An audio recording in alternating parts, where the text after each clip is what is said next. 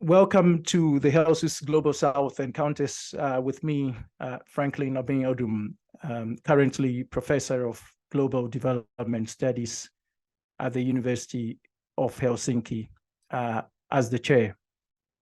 If you'd like to stay connected between the encounters, I would like to draw your attention to our X account, LinkedIn account, and just Ecological Political Economy, the Houses Global South blog, links to which you can see in the chat box. Oil is the center of gravity for today's energy crisis. With this center steadily shifting to the Global South, it is important to reflect on how oil research there and here and everywhere else has evolved.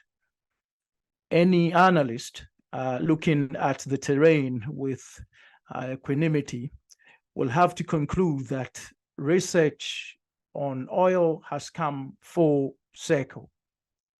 Initially, it stressed the benign effects of fortuitous development. For example, in global politics, the meteoric rise of oil societies was seen as proof that nothing other than capitalism worked, proof that socialist utopias were just that, utopias, and proof of progress and prosperity. In development studies, this aligned with modernization theory, signaling a stage of development in which the oil industries built cities, built infrastructure, and built a workers' paradise. But over time, the narrative swung to the malign nature of oil, notably oil's lack of growth-inducing power, the focus of Richard Dalty's book, The Resource Curse Thesis. But then almost every misfortune began to count as oil-driven. This about face is sustained by an avalanche of regressions used to examine the relationship between growth and resource dependency, between industrial development and resource development, and between oil wealth and oil war. Today, from the political left to the political right and everything in between, the heft of the resource curse thesis remains unshakable, especially in discussions about resource experiences in the Global South. From this background, the crisis in Kirkuk, an oil city in Iraq, is all about oil. Another basket case: inequality, social stratification, poverty, civil unrest, patronage, ecocide, and all must be analyzed within a resource curse framework. But the silence on some pivotal questions is too loud. What role do transnational oil corporations and the imperial countries from which they operate play in triggering these resource curse problems?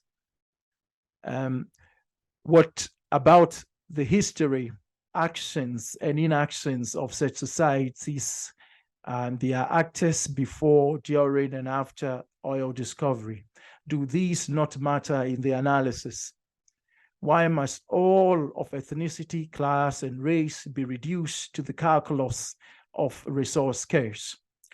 Even if all these nuances could be proxied by GDP growth, the workhorse of both the conventional wisdom and the Western left consensus, how does the econometrician proceed when the data for such regressions have all been bent? The market may have a solution, but in the case of Kirkuk, it is a depressing one. The rise of markets for fake data intermixed with markets for genuine data to create a classic lemons problem. Just as beguiling, those who emerge to purchase data do so not to share them, but to shelve them. The complexity of oil defies simple equations and regressions, name calling, and such like that characterize much mainstream research on oil. It seems oil must be studied more comprehensively, more historically, more sociospatially, more economically, and more ecologically. Our guest today has written a carefully considered challenge to the status quo and produced an unusual and original alternative in her book entitled City of Black Gold, Oil, Ethnicity, and the Making of Modern Kirkuk. No doubt others might consider this book to be more a contribution to Middle Eastern studies, to urban history, and to Iraqi studies. But regardless of how one views this book, according to one reviewer, it is, and I quote, elegant work, unquote. The book is about Kirkuk, a major oil city in Iraq. Precisely for this reason, the book seemed to be an impossible project, an oxymoron. Kirkuk epitomizes almost everything about the resource scarce. In the author's telling, quote, Kirkuk is a city in crisis, unquote. This crisis includes social stratification, the marginalization of minorities, unrest and uncertainty, and yet this is no case of resource scarce. Rather, this work is an attempt at unthinking social science, to quote Immanuel Wallerstein. But to unthink and unpick resource scarce, one would need tons and tons of data, the very thing Kirkuk lacks. The data to examine this hegemonic thesis has all been bent. Interviews could help, but Kirkukis who can be interviewed overseas don't want to grant the interview because they are traumatized, and those who are not traumatized tend to view investigators with suspicion. So in this near impossible contest, how did the author execute the book so well that it has been described by one analyst as, quote, a nuanced account of the city's history, unquote. This is not, according to another reviewer, just responsible scholarship. This is the value of public-facing scholarship, unquote. Dr. Bet-Shlimon, the Williams Family Endowed Associate Professor in History at the University of Washington, is no stranger to success. Not only did she earn a doctorate in history from Harvard, Professor Bet-Shlimon also wrote the best thesis on modern Iraq there and in the whole of the United States.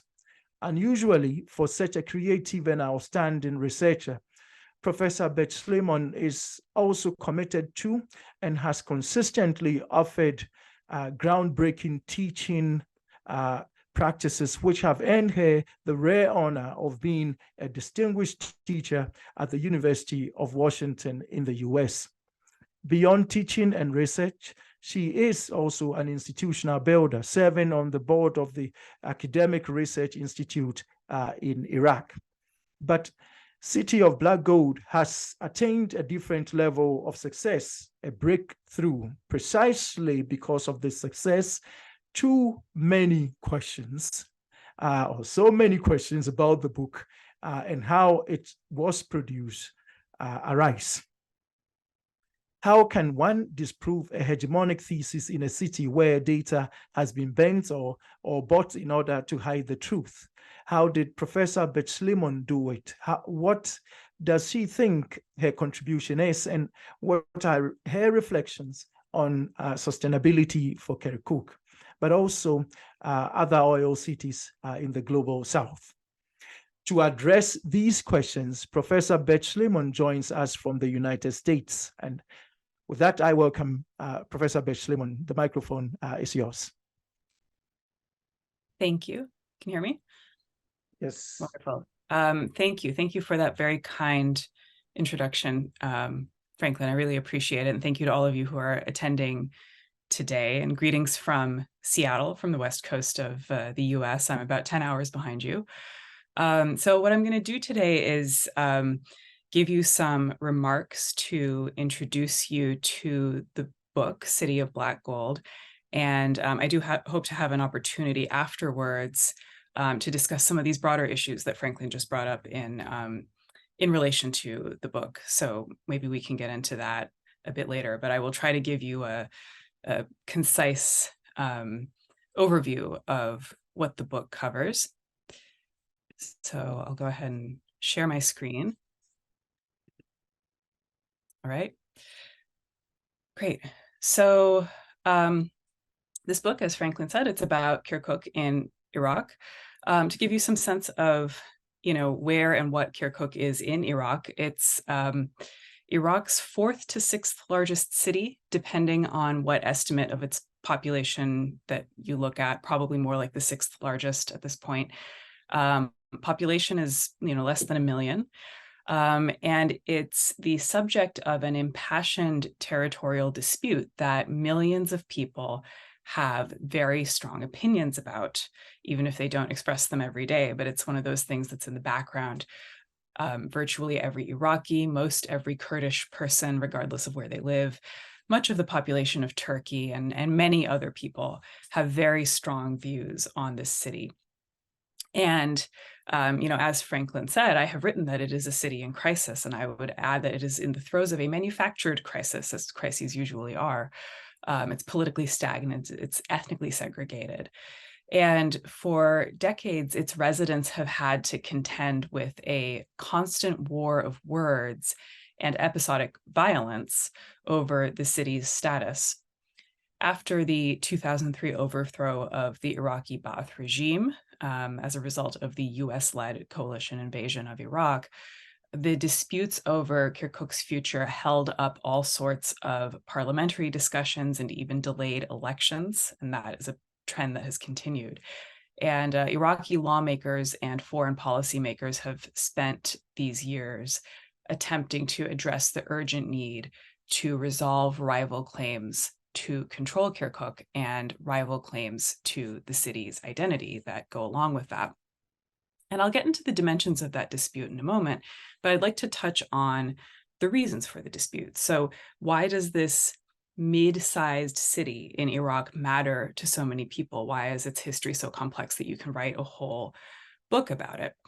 And the simple answer, as you may guess from the subject of this whole series, is oil. The city rests atop a supergiant oil field. Kirkuk was the first place oil was discovered in Iraq, and for decades it was the heart of the country's oil industry. Baghdad went to great lengths to integrate this majority non-Arab city into mostly Arab Iraq. You would be hard-pressed to find a discussion of Kirkuk's political crisis since 2003 that does not contain the modifier oil-rich to describe the city somewhere in the first line of the article or the report. But having said that, the idea of oil, that simple answer, as a cause of Kirkuk's ethnic conflict is seldom explored in any greater detail. And one of the central questions of my work is, what does it mean, really, for a dispute to be about oil? Now, Kirkuk's conflict is not only about oil in the simplistic sense that Kirkukis have no stakes in other forms of control and legitimacy.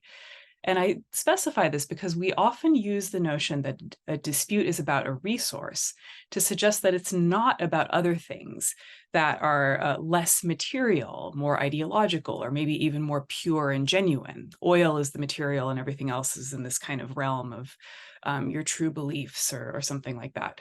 So, for example, here in the United States, people on the political center and left will often say things like, George Bush didn't invade Iraq to give them democracy. He invaded it for the oil, right? That's the binary that they set up.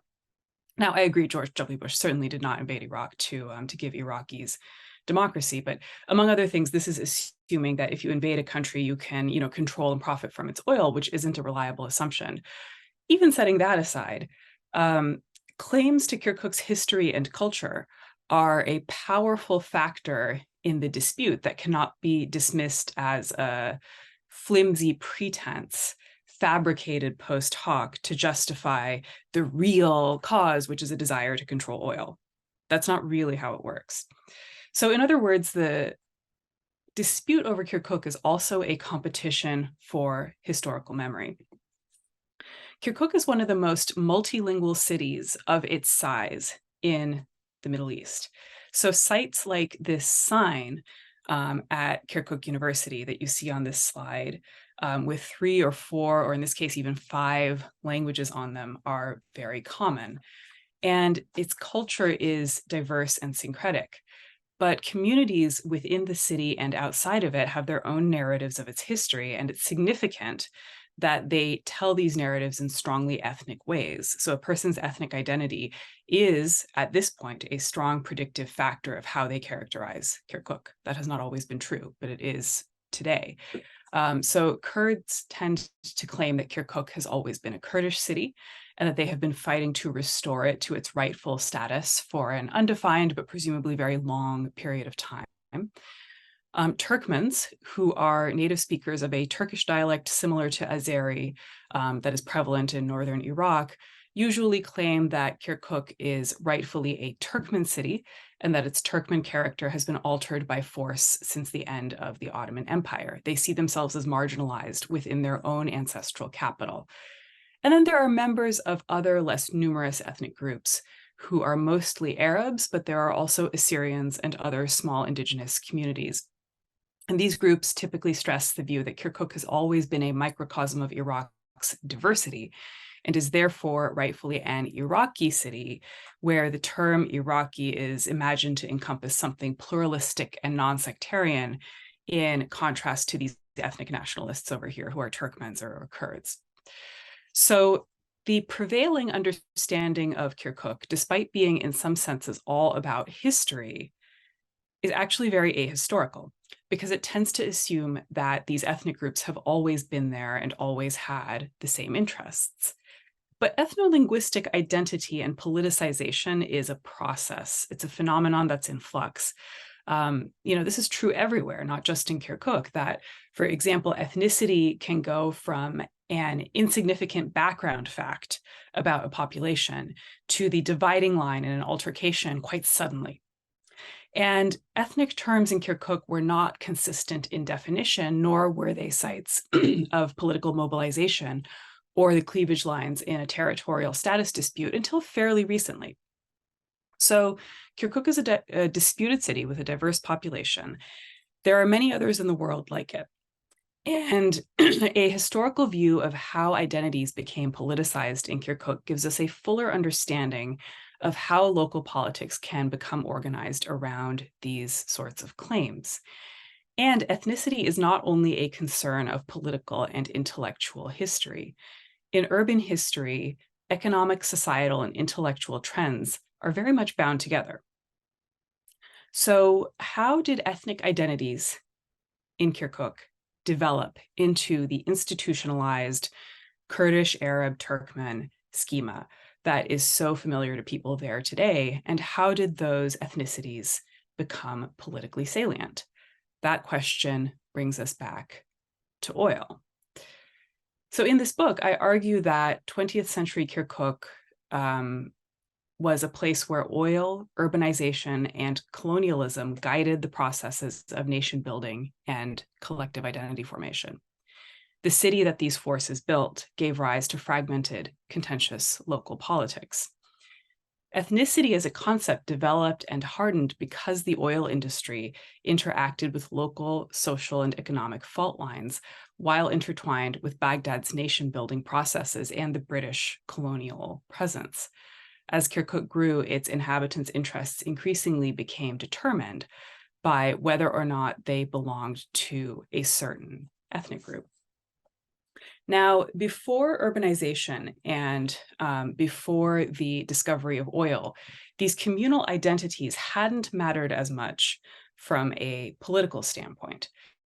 So the Iraqi state was established as a League of Nations mandate under British control in 1920, with Kirkuk provisionally part of its de facto territory. Kirkuk was a mostly Turkish-speaking city at the time in a region surrounded mostly by Arabic speakers to the southwest and Kurdish speakers to the northeast.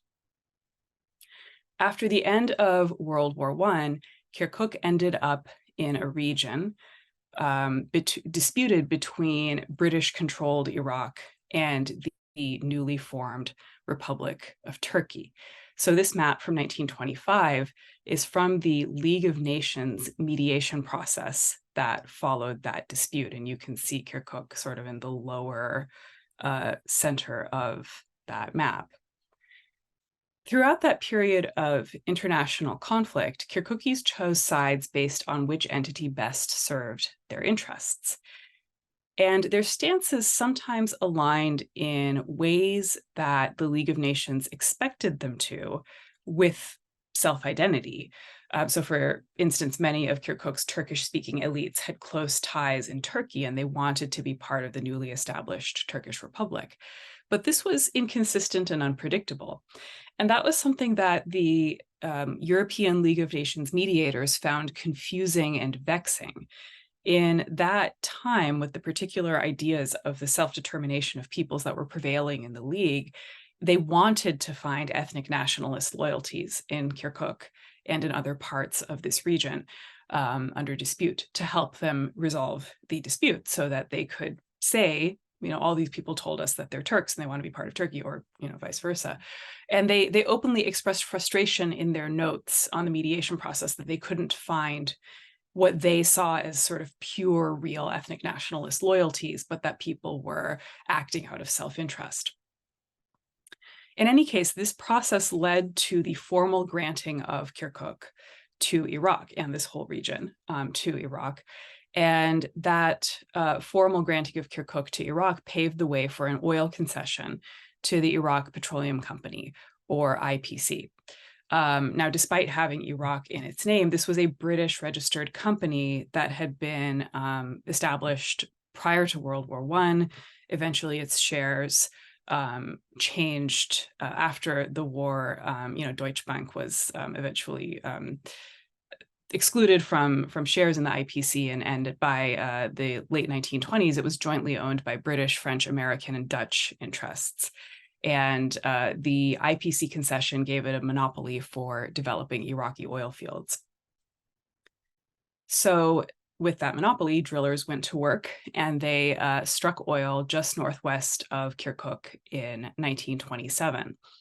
It soon became clear that the city was resting on a massive oil field, larger than anyone had anticipated finding in the region. And so that's when Kirkuk's profound transformation began. The IPC's presence permanently changed Kirkuk's urban fabric and its demographic composition. And so here you see on the left what Kirkuk roughly looked like in 1919. And the round structure that you see on the immediate east bank of the Khasa River is a citadel that's marked as the sort of darkest gray color there. That is the historic center of the city, right? That's where it started. It started as this very small fortification. And then by the 20th century had spread to both sides of the Khasa River, but was still really centered on the citadel with some government buildings on the immediate west bank of the river, immediately across from the citadel. And then by the 1950s, you can see how the city has expanded enormously, and that citadel is this very small structure in the center, this sort of little historical relic, but the rest of the city has expanded dramatically beyond those limits. So by the 1950s, the population of Kirkuk had multiplied nearly 5 times, and almost half of the city's inhabitants were directly or indirectly reliant on the oil company for their livelihood. And if you were walking around in Kirkuk at that time, the thoroughfares were now being paved with asphalt, which was derived from local oil. And even dirt roads like the one that you see here were sprayed down with bitumen. an oil byproduct to keep them from getting muddy after rainfall. So people encountered oil everywhere. And the spoken languages you heard in the streets were changing. People who spoke Turkish as their first language were now no longer a majority of the urban population. The Kurdish and Arab populations were growing rapidly with new immigrants to the city. Another change was that the usage of Arabic in particular was rising in the city. And this was largely because of Baghdad's ongoing effort to promote Arabic language primary and secondary education in non-Arab areas of Iraq. So this was true not just of the Arab community, but Kurdish and Turkmen and other, Assyrian children were also being educated in Arabic. The official Arabic curriculum may have been a nation-building measure that was perhaps unifying in other contexts, but it proved to be very divisive in Kirkuk, where educating the mostly non-Arab students solely in Arabic was very controversial. In the course of this project, I interviewed an Assyrian who was a child in Kirkuk in this era, and he grew up to be a linguist. So he cares a lot about language.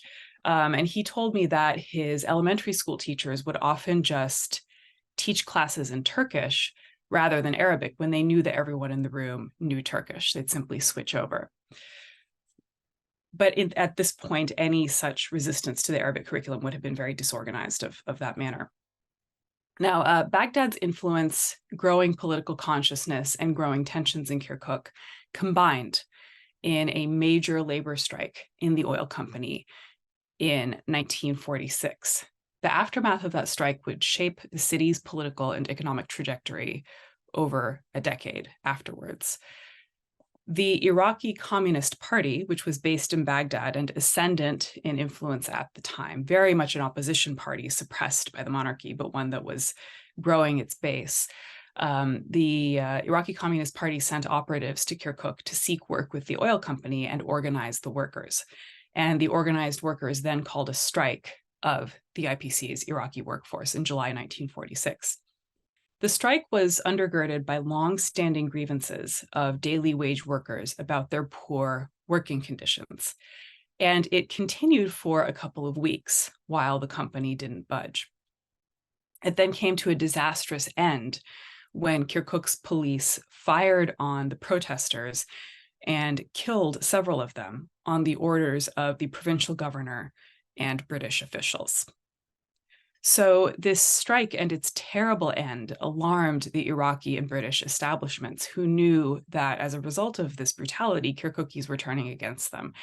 And it was a watershed moment that prompted the British government, the Iraqi government, and the IPC itself to pursue urban development projects, which they saw as a way of preserving their political position and growing their power in the city.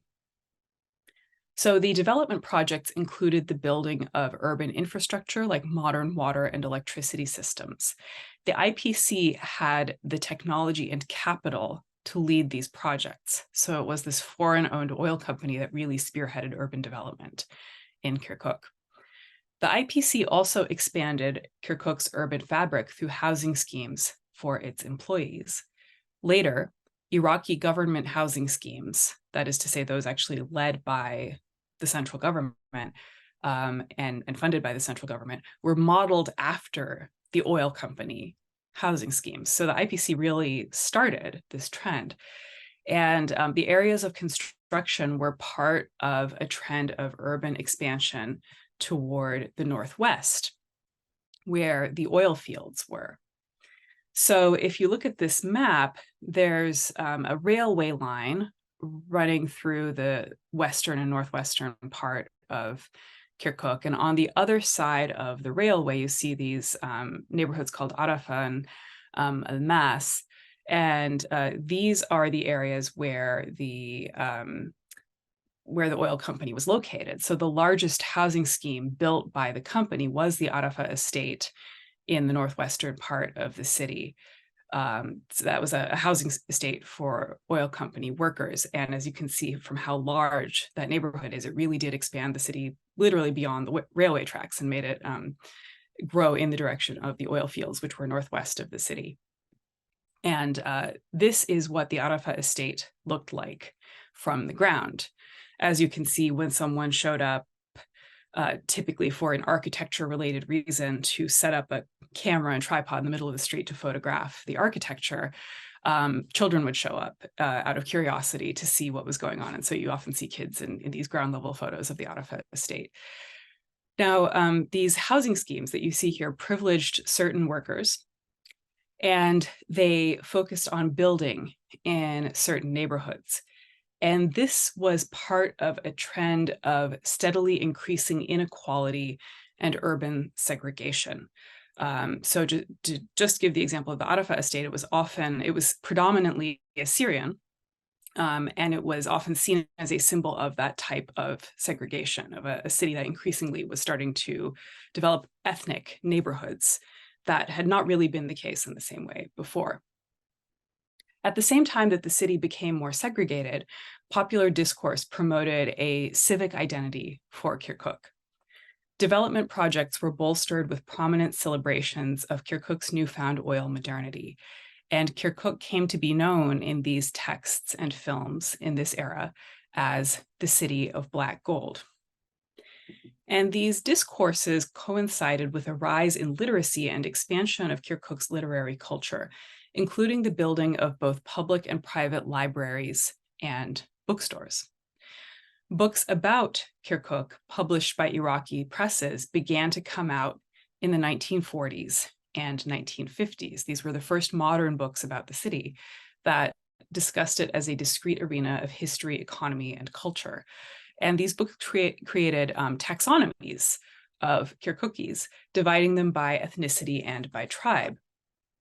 So this is the point where we increasingly start to see the use of words that have a meaning like nationality or race, or sometimes just the generic people, plural peoples, to describe Kirkuk's linguistic communities. Eventually, all of these words would be translated into English as ethnicity, which at the time, now about 80 or so years ago, was a solidifying concept in the English language. These discourses also emphasize the transformative power of oil. For instance, let's see. So this is the slide I want to be on.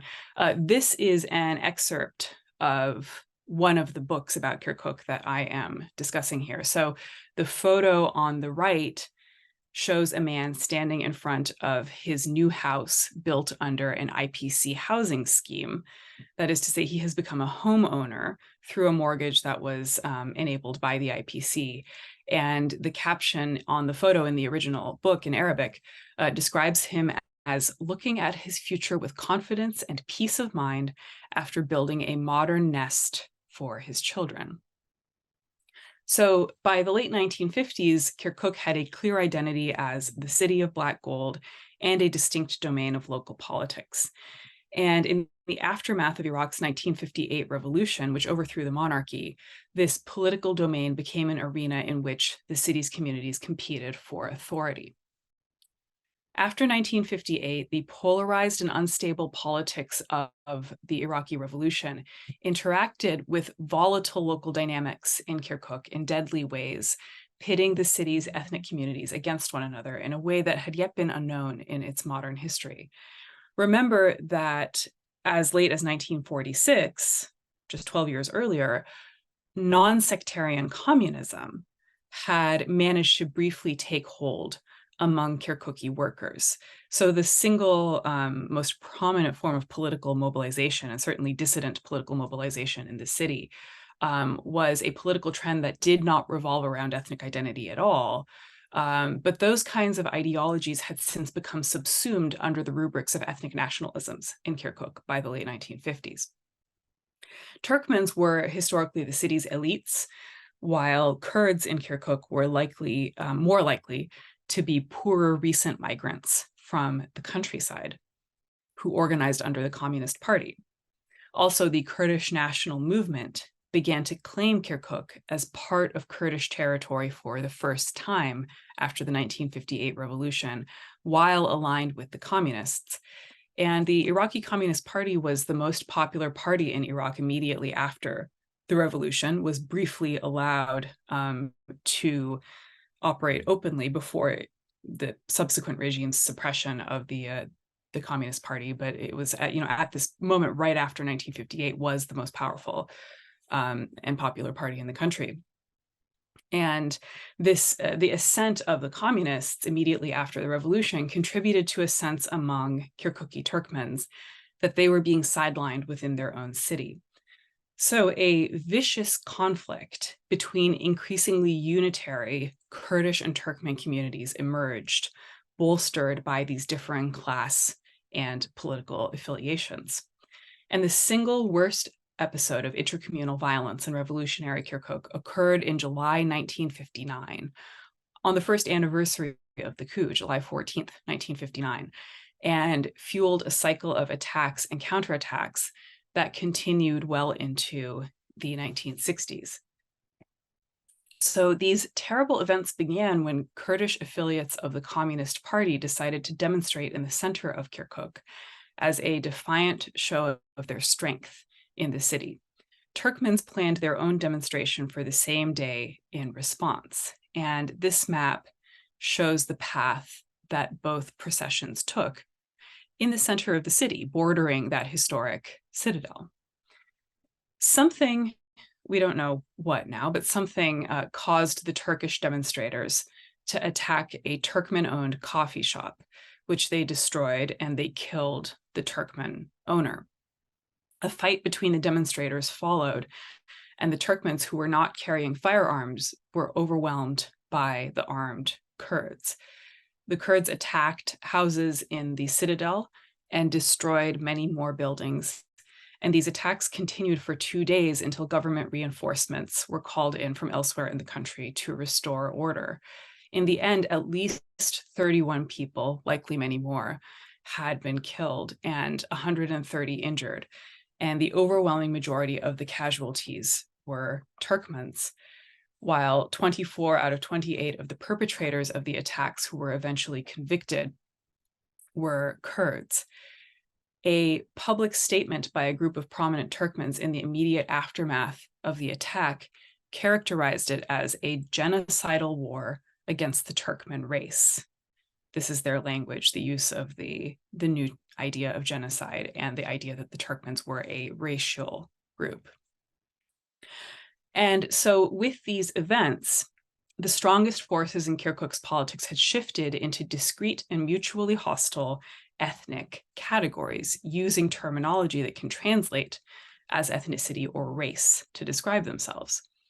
These new forces prioritized control over the city of Kirkuk itself, politically, historically, and symbolically as a crucial political domain. More so than at any prior time in Iraq's modern history, Kirkuki's interests after 1958 came to depend on their ethnic identity and subjectivity. The revolutionary era also brought to power governments in Iraq that were increasingly authoritarian. Not to say that the monarchy had not been, or that British rule had not been, of course it was, but authoritarianism took on a much broader and even more brutal form, particularly after the Ba'ath coup in 1968.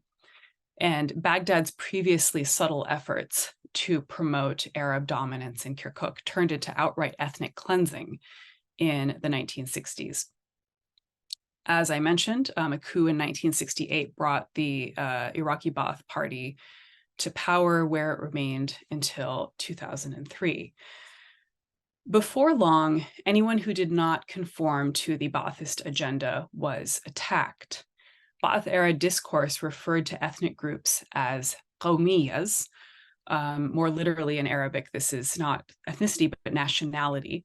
But the idea of the ethnic communities as qawmiyas continued a recent trend in Kirkuk of moving toward describing ethnic groups as politicized units using some sort of terminology that implies either ethnicity, race, or nationality. And the logic of dividing Iraqis in general and Kirkukis in particular into qawmiyas for the purpose of governance relied on the assumption that one's qawmiya determined one's loyalty to the state. So all people who were not Arab were persecuted to some degree under this logic, including Turkmens and Assyrians. In Kirkuk, Kurds suffered the highest costs. And with the segregation and mutual mistrust among ethnic groups, this method of control in Kirkuk produced some of the deadliest crimes of the Ba'ath regime. It was under the Ba'ath that Iraq nationalized its oil industry in 1972. The government subjected employees for even the smallest, most menial jobs in the company to surveillance to ensure their loyalty to the Ba'ath party. Job applications for mundane tasks had to pass through a security directorate that would deny a worker access to the oil installations if there was any hint that they were not Baathists. And Saddam Hussein, who became the president of Iraq in 1979 and remained in that position until 2003, was explicit about the fact that he saw the integration of Kirkuk into Iraq as crucial to Iraq's unity. As part of the Arabization campaign, the Ba'ath adopted a policy of expelling non-Arabs from Kirkuk and replacing them with Arab settlers from southern Iraq, for whom they built new neighborhoods. So this is a map on this slide of what Kirkuk looked like by the end of the Ba'ath regime in 2003. And notice, at this point, if you're looking for that historic citadel, it's in the northern third of the map, right there on the eastern bank of the Khasa River, which is being increasingly depleted and drying. And as the riverbed dries, they're building more onto the riverbed, and the river is getting much narrower. And then the city is expanding enormously toward the south and southwest. Now, those are the new neighborhoods that were built for Arab settlers. Previously, growth had taken place, if you might recall, in a northern direction.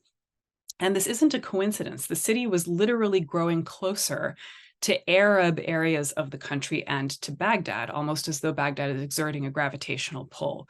And as the city is expanding in that direction toward predominantly Arab rural areas, this then becomes a method for moving Arabs into the city.